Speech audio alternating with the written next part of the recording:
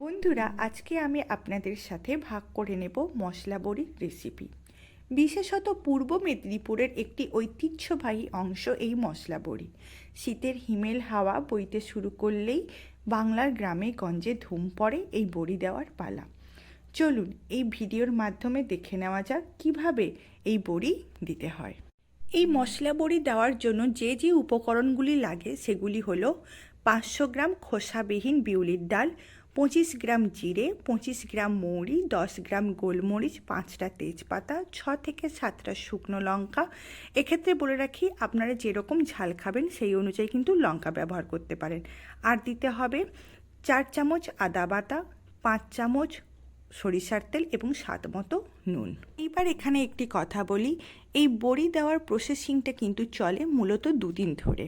আগের দিন সকালে 500 গ্রাম বিউলির ডাল 10 থেকে 11 ঘন্টা ভিজিয়ে রেখে মিক্সিতে ভালো করে বেটে নিতে হবে কম জল দিয়ে, যাতে করে ব্যাটার থকথকে থাকে। বেশি জলো জলো হলে কিন্তু হবে না। এইবার পুরো ব্যাটারটি সারা রাত রেখে দিতে হবে ফার্মেন্টেশনের জন্য, এবং পরদিন সকালে ওই ব্যাটারে 25 গ্রাম জিরে, 25 গ্রাম মৌরি, 10 গ্রাম গোলমরিচ, 5টা তেজপাতা, 6 থেকে 7টা শুকনো লঙ্কা হালকা রোস্ট করে গুঁড়ো করে মিশিয়ে দিতে হবে, এবং তার সাথে যোগ করতে হবে 4 টেবিল স্পুন আদা বাটা, 5 টেবিল স্পুন সরিষার তেল এবং স্বাদ মতো নুন।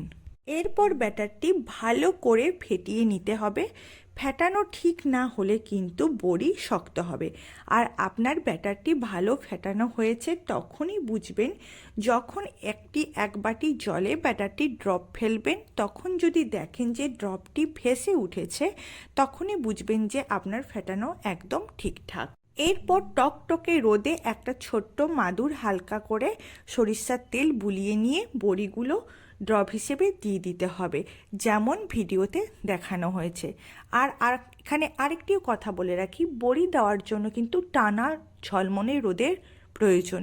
মেঘলা আকাশ থাকলে কিন্তু বড়ি ভালো হবে না, টক হয়ে যায়। এইভাবে টানা 4 থেকে 5 দিন রোদে রাখার পর বড়িগুলো অটোমেটিকলি মাদুর থেকে উঠে আসবে এবং রেডি হয়ে যাবে আপনার খাওয়ার জন্য।